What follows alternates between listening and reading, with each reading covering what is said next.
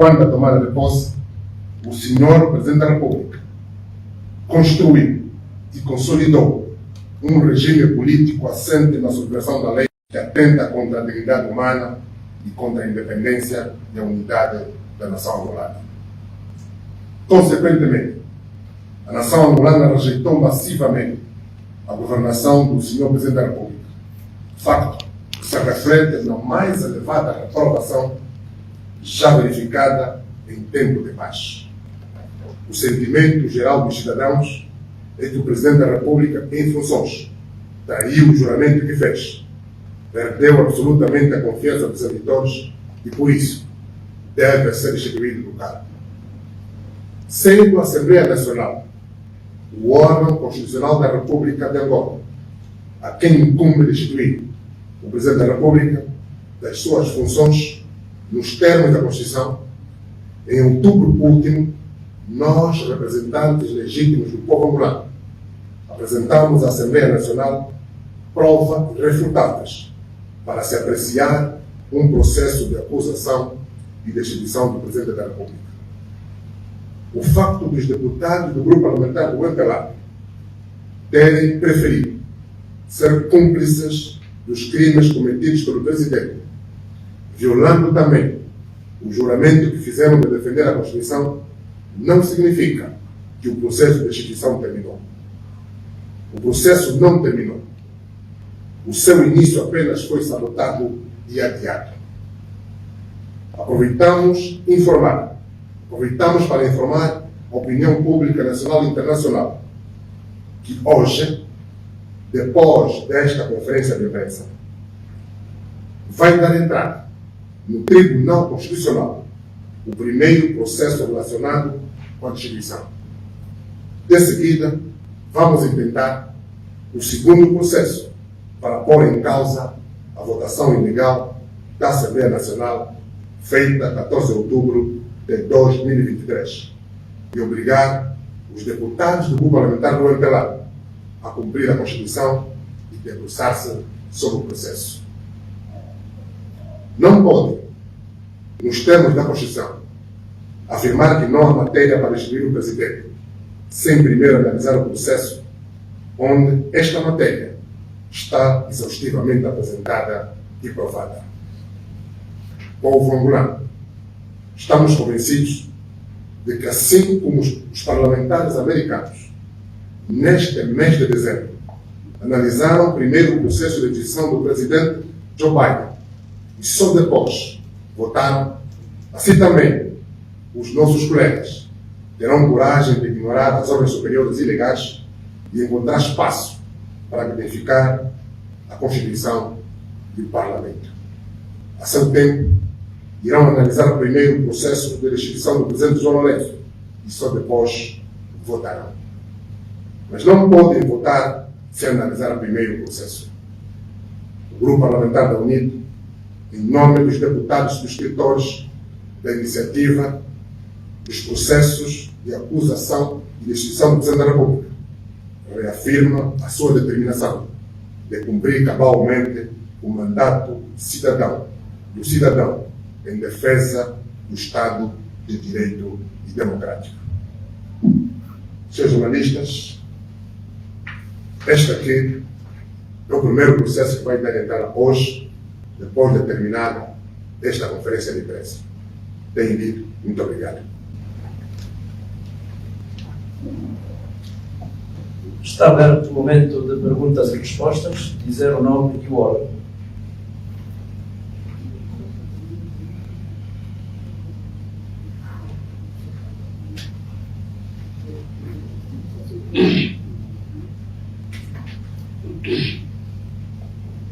Antônio Zongo, da revista O Telegrama.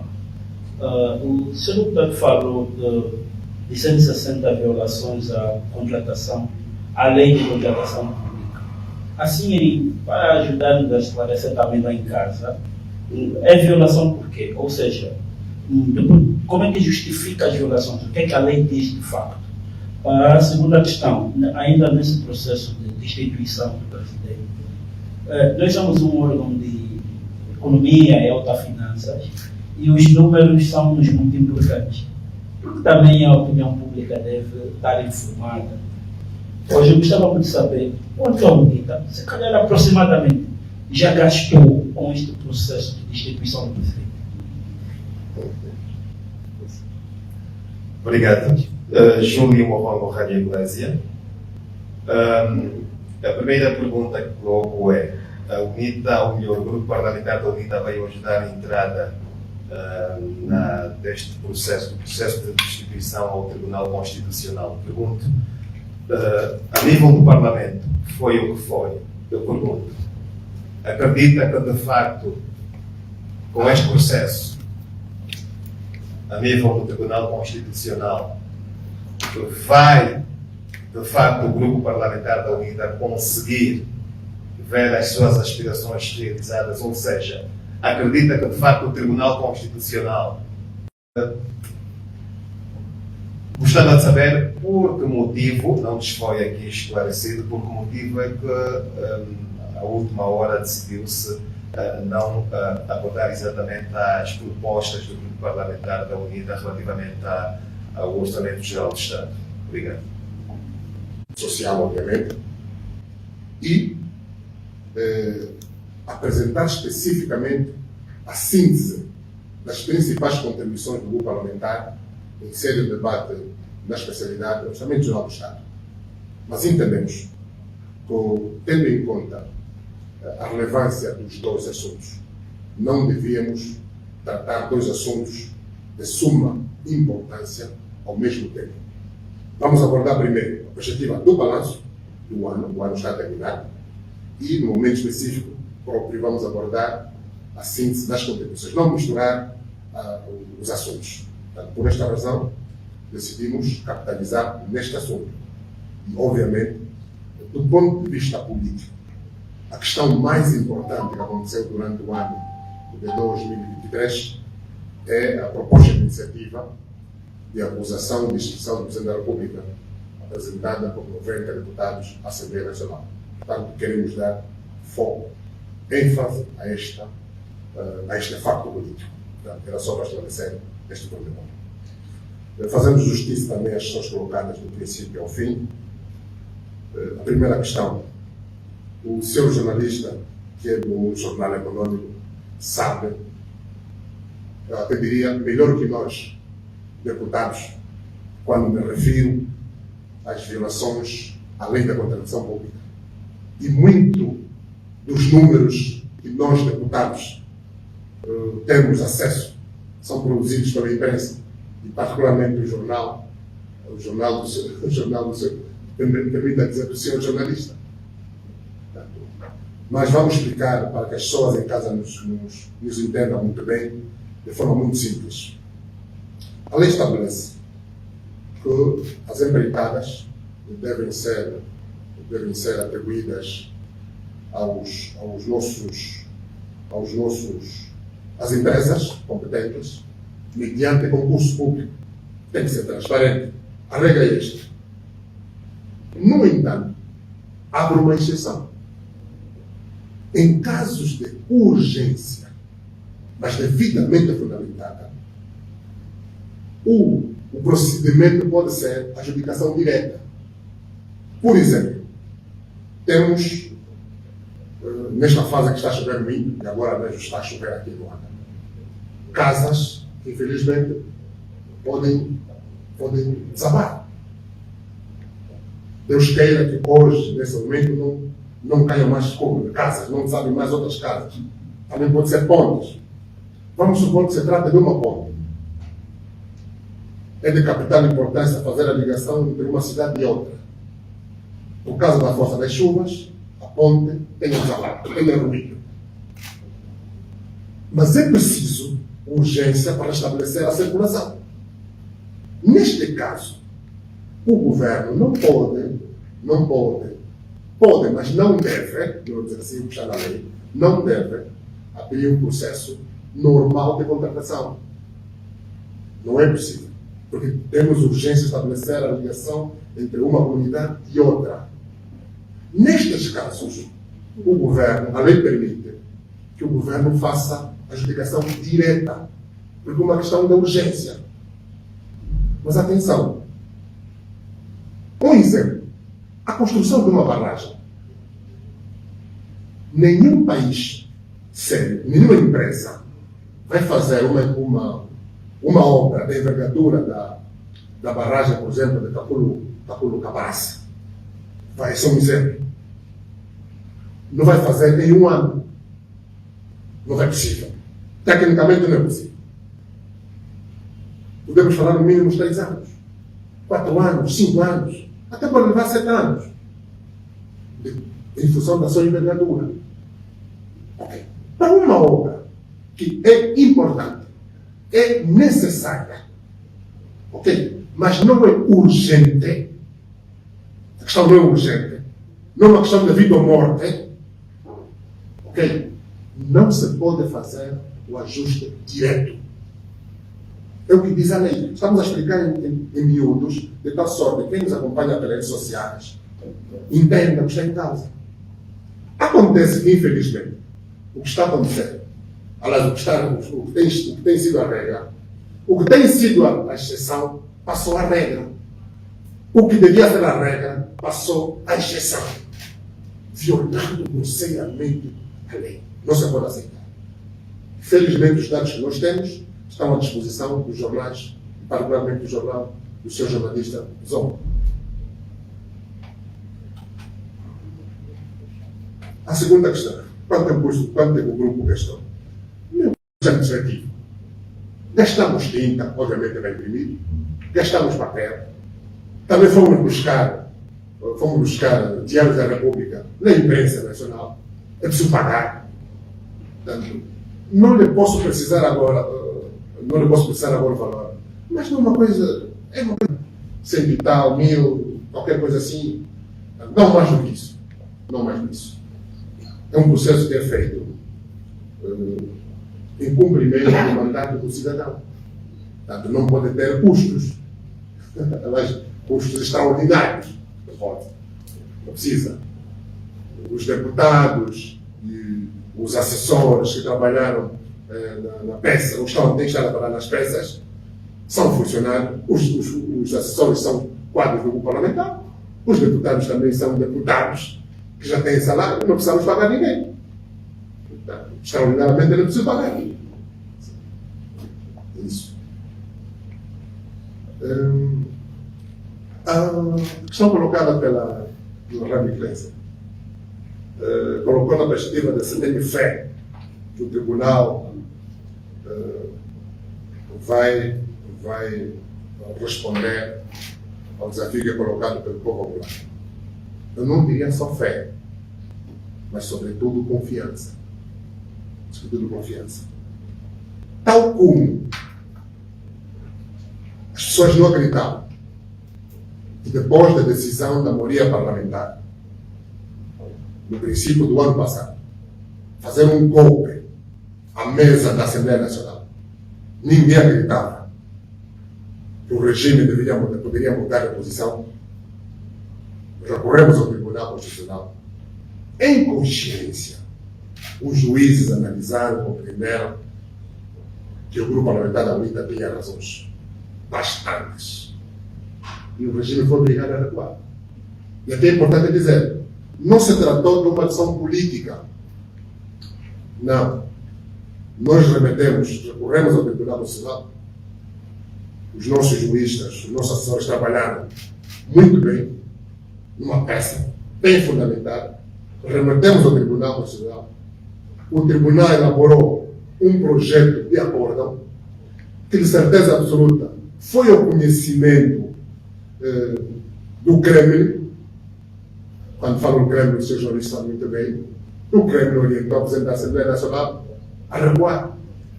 E realizamos aquela sessão, a Conferência de Líderes, e a Presidenta anunciou que era necessário regularizar a sessão da mesa. Mas um dia depois ficamos a saber que, efetivamente, tratou-se de um passo em frente para se adiantar a deliberação do Tribunal Constitucional. Portanto, sabemos, vai acontecer a mesma coisa. Portanto, as regras são claras, as normas são claras, não há razões para nós confundimos. Quando os nossos juízes são deixados a trabalhar de forma livre, eles decidem em consciência nos termos da Comissão da Lei. Assim também vai acontecer. Temos fé, sobretudo confiança, que os nossos juízes vão decidir nos termos da Constituição e da Lei. Portanto, estamos confiantes.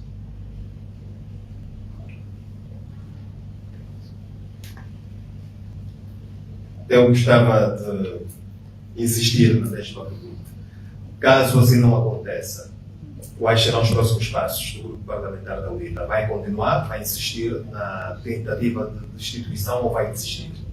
Queremos deixar bem claro vamos começar por dar uma explicação da perspectiva daquilo que diz a Constituição.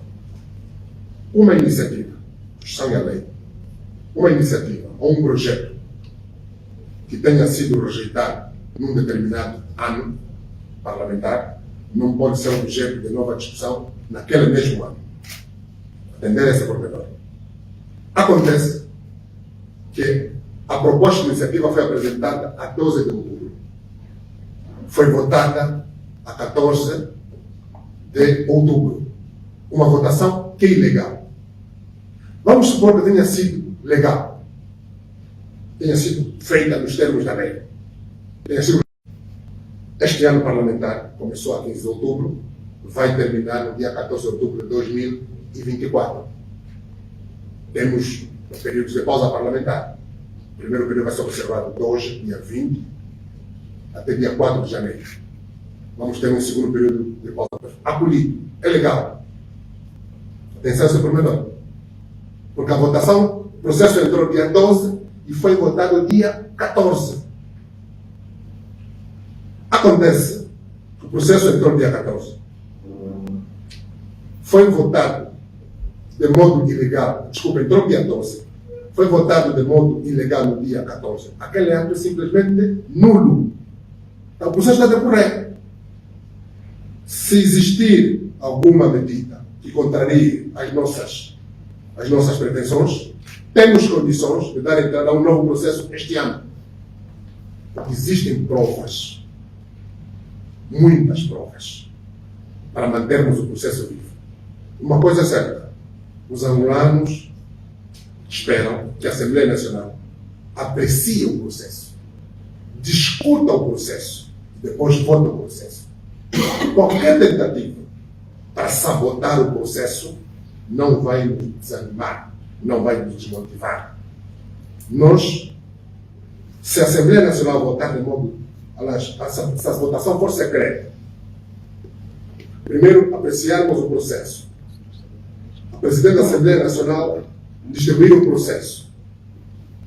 Primeiro procedimento, distribuir a todos os grupos parlamentares. Depois, enmarcando a plenária, há uma proposta de composição da comissão eventual.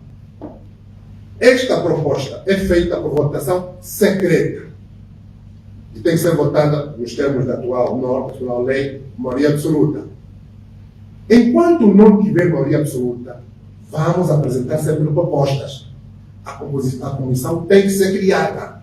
É o que diz a Constituição. Desculpa, o que diz a lei. A Constituição e a lei. A Assembleia cria a comissão eventual. Vamos supor que a votação seja abaixo da maioria absoluta. Há uma outra proposta. A Assembleia tem de criar a comissão. Criada a comissão, prepara um relatório que vai ser apresentado depois, num período determinado pelo plenário da Assembleia Nacional. O relatório depois é discutido e votado. A votação também é secreta. Se esta votação secreta não tiver alcançado 2/3 dos votos, nós aceitamos a decisão democrática do Parlamento. Aceitamos. Se não alcançarmos 2/3. Mas nós estamos confiantes que vai ter esta votação. É por isso que o regime obrigou os nossos colegas a violarem a Constituição e a lei. Foi por isso que a senhora Presidente da Assembleia Nacional foi chamada a atender ordens superiores. Foi por isso que as urnas que tinham sido preparadas pela Assembleia Nacional foram retiradas. Porque a Assembleia Nacional, os deputados todos em sã consciência, sabem que a votação para a criação da comissão eventual tem que ser secreta. O outro momento é a votação do relatório. Também a votação tem que ser secreta. Atenção. Feita a votação, do segundo momento, que é a votação do relatório, aquilo que for a decisão, nós vamos respeitar. Tá?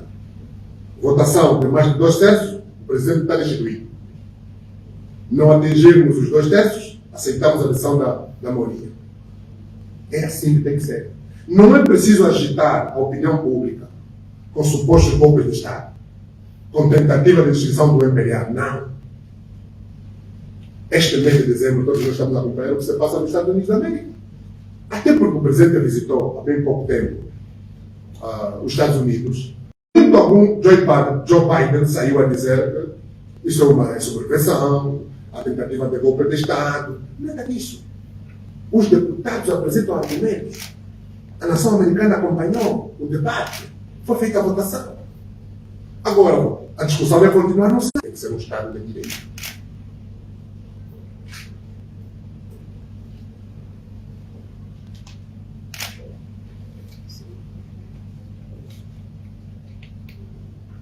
Bom, mais uma pergunta, se calhar a outra. Estamos à vontade. É que eu estive a fazer o compasso de espera para esses meus colegas que quisessem perguntar alguma coisa. Muito bem.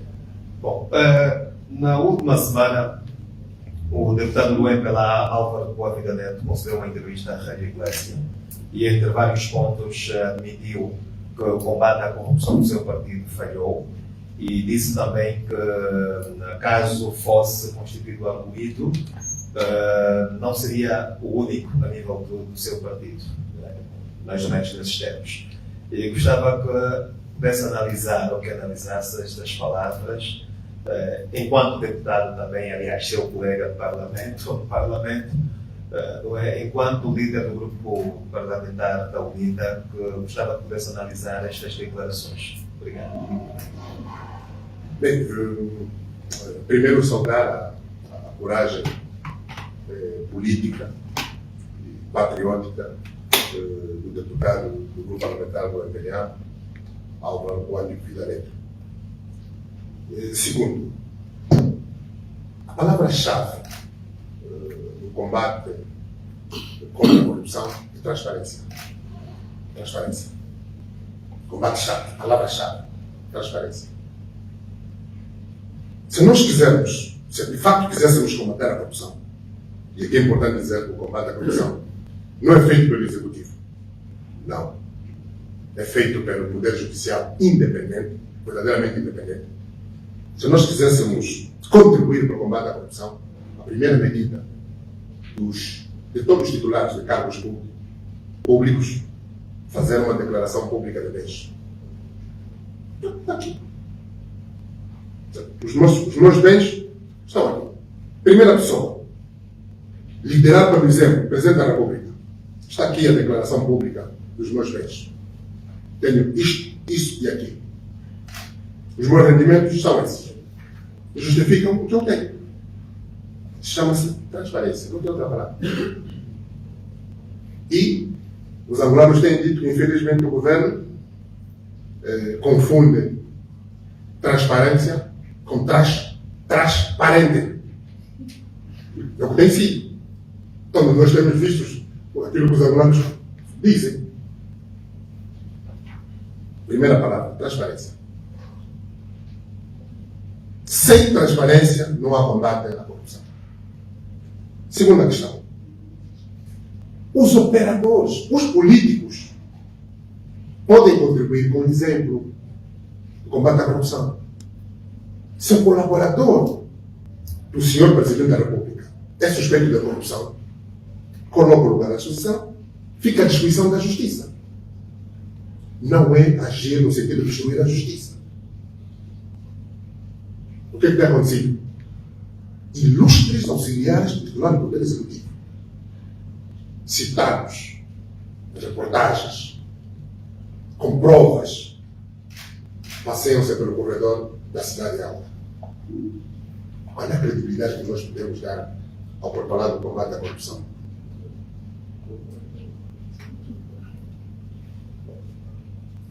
Vamos dar um exemplo. Porque nós gostamos de Portugal. País irmão, como dizem. O primeiro-ministro de Portugal, o primeiro-ministro demissionário, os órgãos de justiça procederam a buscas na casa oficial do primeiro-ministro e encontraram dinheiro, algum dinheiro veio de Angola. É o que disse, o que diz a imprensa, chegou à imprensa. Como casa oficial do primeiro-ministro. No gabinete do chefe de gabinete do primeiro-ministro foi encontrado dinheiro que veio de Angola. Mas em jornais, livros, o primeiro-ministro de Portugal, António Costa, demonstrou uma posição de muita dignidade. Colocou em primeiro lugar a dignidade do cargo do primeiro-ministro. Palavras dele. A dignidade de primeiro-ministro não se compadece com suspeita de corrupção. Por isso, coloca o lugar à disposição. Mas auxiliares diretos seus estão envolvidos nisso. Colocou o lugar à disposição. Enorme dignidade. O que acontece em Angola? O ex-vice-presidente da República de Angola, o engenheiro Manuel Vicente, acusado de corrupção. O suposto juiz ou procurador português que teria sido corrompido foi condenado. Mas o corruptor foi defendido pelo Estado Angolano, pelo Presidente da República. Como é que vamos fazer? Como é que vamos fazer isso? Como é que vamos evitar que exista combate à corrupção? A Procuradoria-Geral da República de Angola confirmou publicamente que é um processo de investigação ao senhor Presidente do Tribunal Supremo por corrupção, peculato. Publicamente foi dito isso pelo Procurador-Geral da República. Onde tem estado o senhor Presidente do Tribunal Supremo?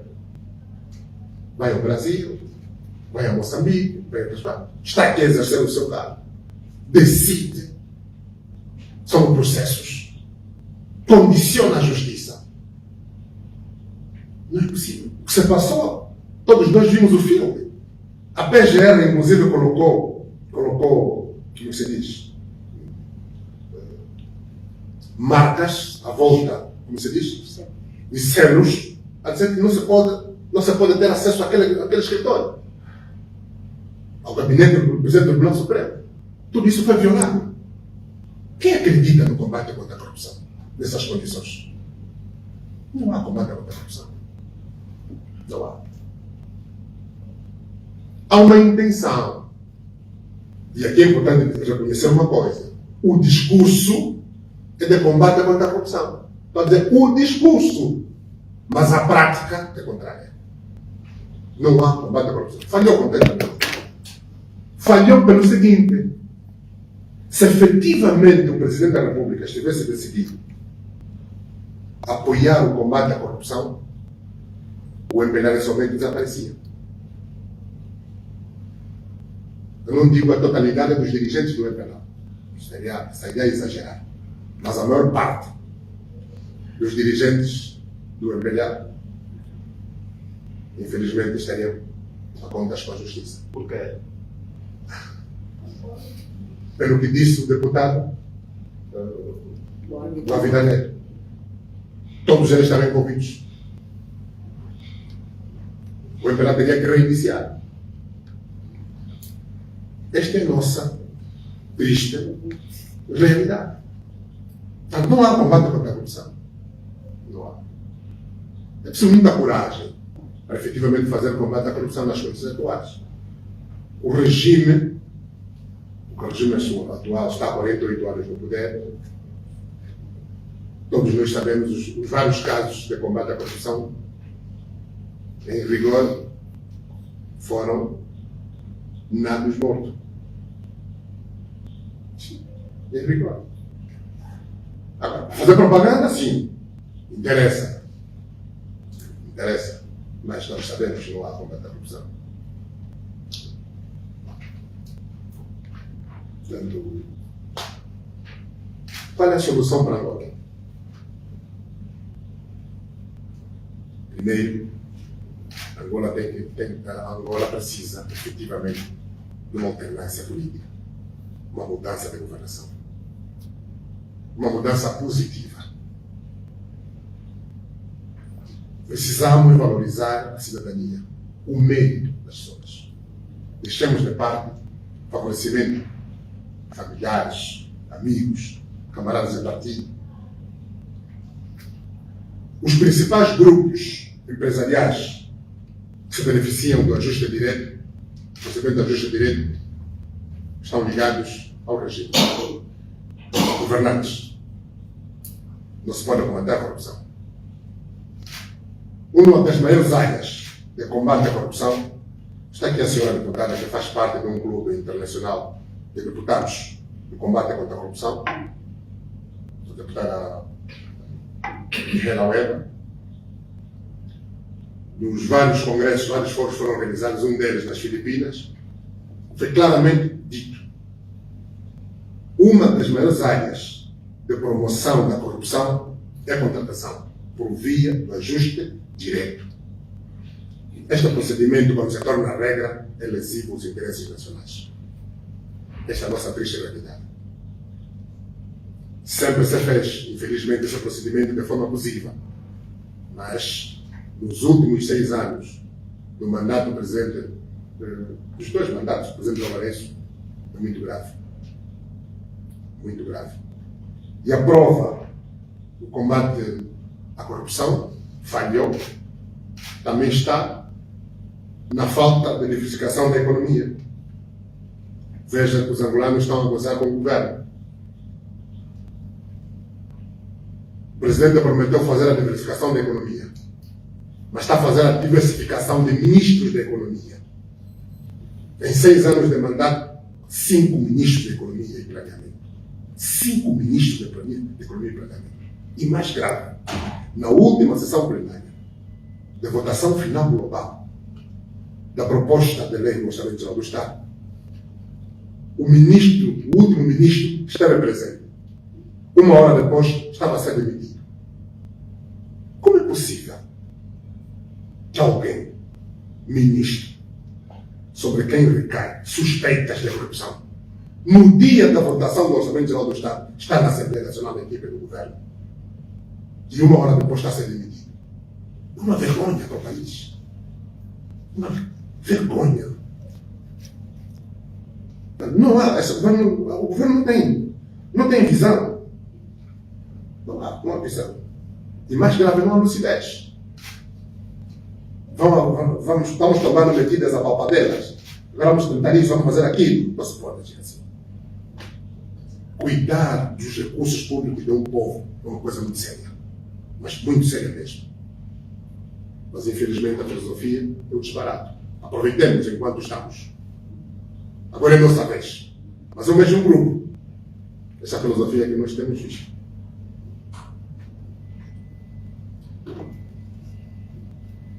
Faz favor. Sr. Presidente, falo pelo valor, jornal Valor Econômico. Eu tive acesso ao projeto aprovado hoje e parece-me que não consta nenhum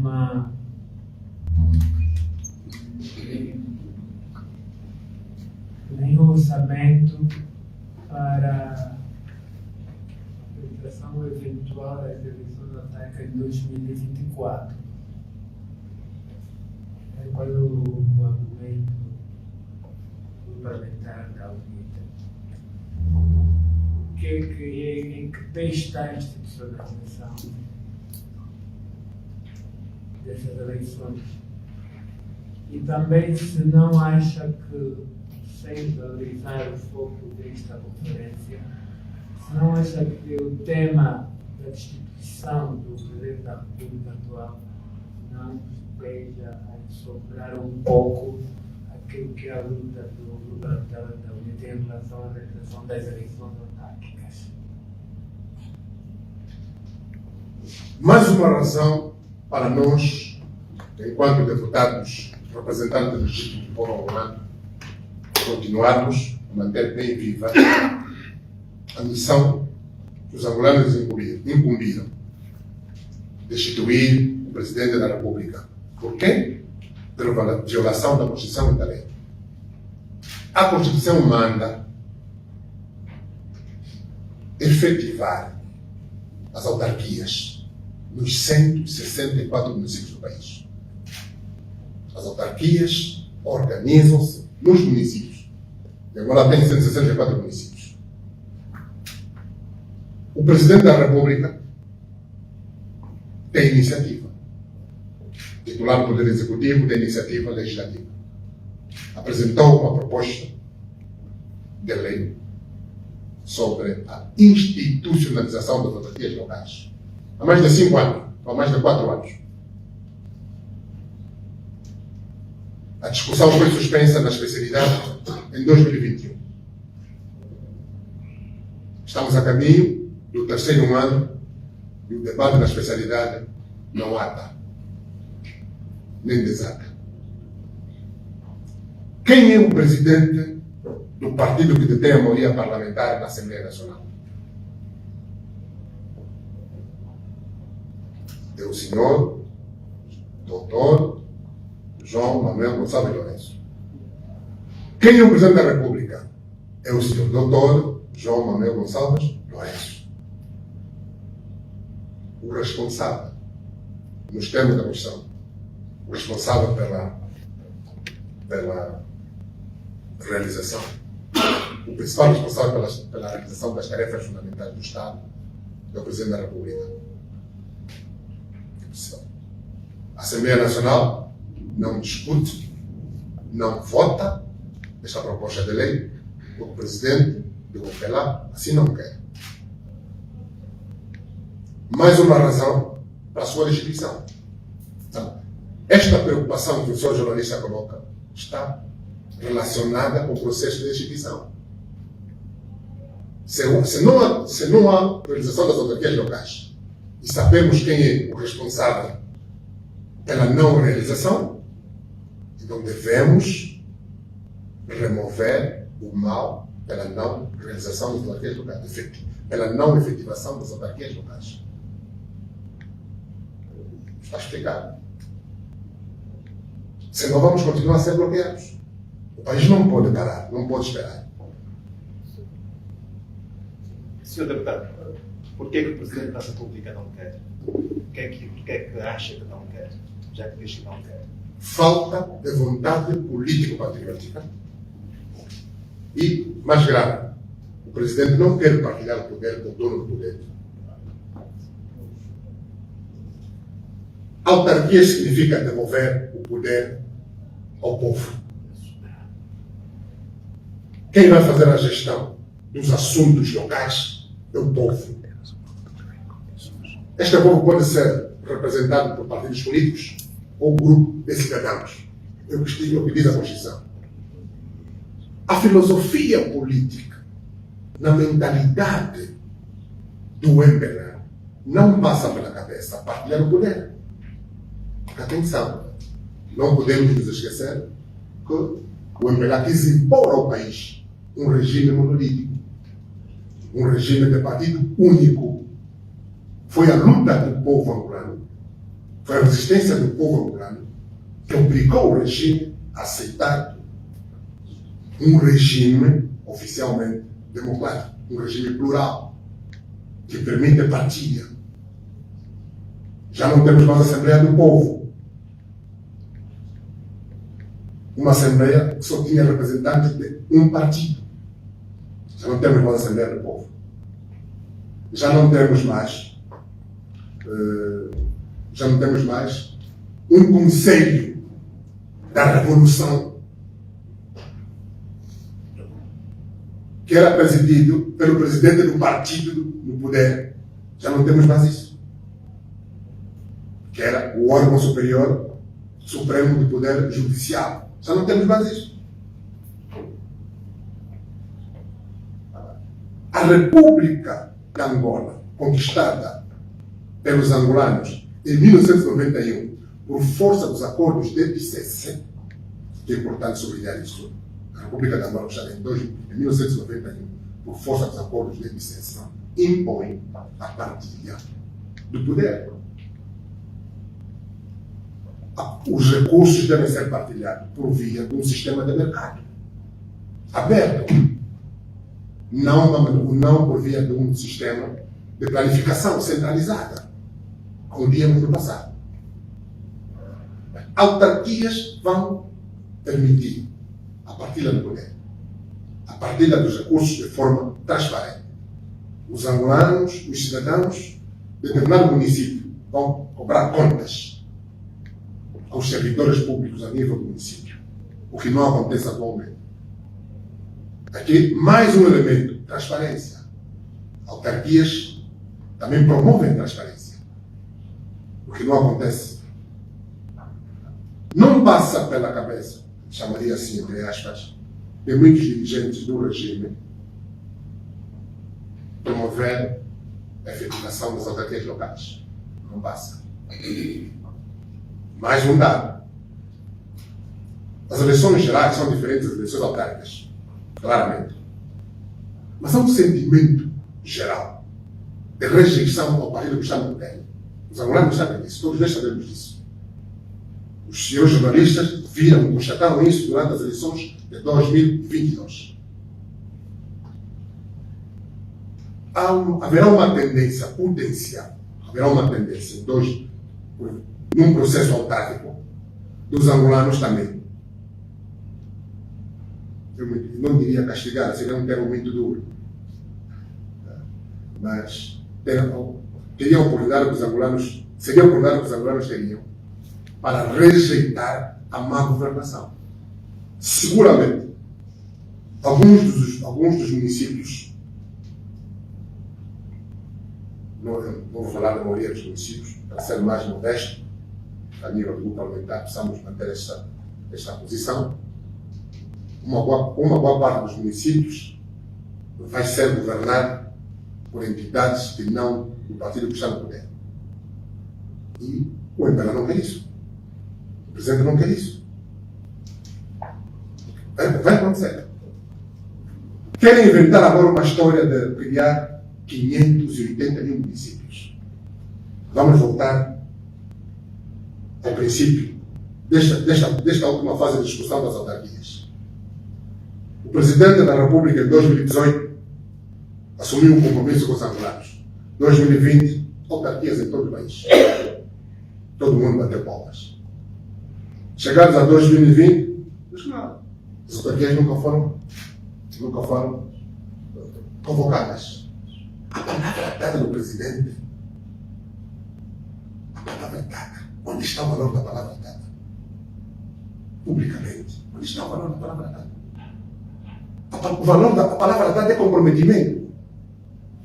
Os órgãos do Estado, sejam eles do Poder Executivo, do Poder Legislativo, aqui pessoalmente esses dois poderes, deviam trabalhar na sua operacionalização.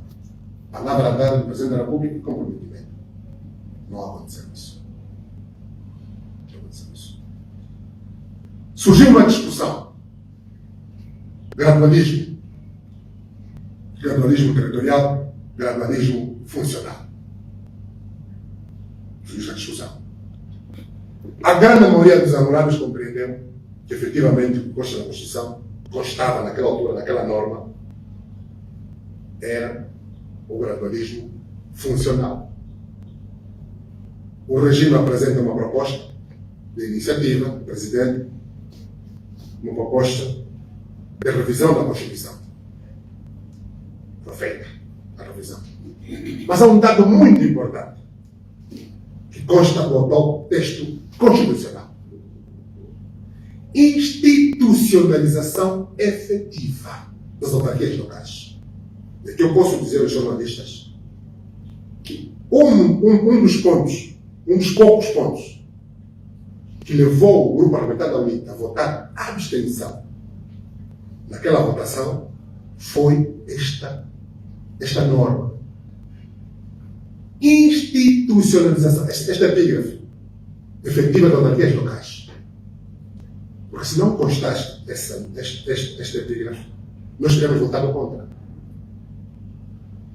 O regime queria fugir do debate do gradualismo funcional, retirar da Constituição e impor a sua vontade de realizar autarquias em alguns municípios. Achava que 164 municípios era muito, alguns municípios não tinham condições, devemos caminhar gradualmente. Todos nós vimos algo que foi publicado, dos supostos 33 municípios que teriam sido indicados ou melhor selecionados para a primeira fase do gradualismo territorial. Mas a opinião pública, a força da opinião pública, o regime recuou. Achava que vamos retirar da Constituição esta norma e deixar ao legislador fazer uma lei ordinária que permitisse jogar. Acontece que nós impusemos este princípio. Institucionalização efetiva das autarquias locais. Não há mais espaço. Não há mais espaço para discutir se as autarquias vão ser feitas em 33, 58 ou 164 municípios. Não há mais espaço. Com esta epígrafe, uma condição: autarquias em todos os municípios. Ponto final. Agora, uma discussão. Criar 581 municípios. Se com 164 municípios havia dificuldades de implementar as autarquias, como que agora querem introduzir 581 municípios?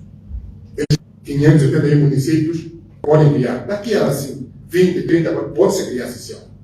Nós vamos começar as autarquias pelos 164 municípios. A questão é esta. E seguramente, daqui posso adiantar ao seu jornalista, eu sou candidato a autarca no município do Amo. Eu sou candidato. Esta posição é pública, não a nível dos órgãos de direção da UNITA. Estou a aproveitar para me fazer a minha campanha.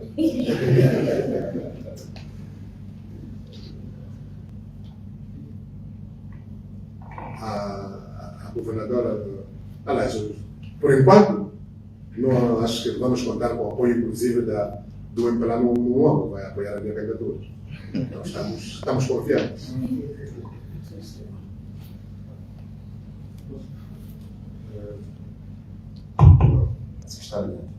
Bom dia. Senhor deputado, eu tenho, na verdade, duas questões, mas como estamos a correr, eu vou fazer apenas uma e meia. Eu vou começar pela meia. Como? Não percebi. Não entendi. Eu sou Sebastião Antônio, jornalista do Novo Jornal. Certo. Eu disse que tenho duas questões, mas como estamos a correr, então eu vou apenas fazer uma e meia. Vou começar pela meia. A meia é precisamente sobre a institucionalização das autarquias. Fala repetidamente que não há vontade política para assim institucionalizar as autarquias. Eu gostava de questionar, a dotação prevista no OGE recentemente aprovada não pode ser compreendida como um sinal de que se queira, na verdade, dar passos à frente para se institucionalizar as autarquias? É a meia questão. E a questão inteira é relativamente à instituição do Presidente da República. No documento tornado público pelo grupo parlamentar da UNITA constam crimes que podem ser então considerados como públicos. Eu gostava de questionar o seguinte: por algum motivo a PGR solicitou o grupo parlamentar da UNITA para eventual inquérito, tendo em conta que se tratam de alguns crimes públicos? São as duas, quer dizer, uma questão e meia. Obrigado. Muito bem.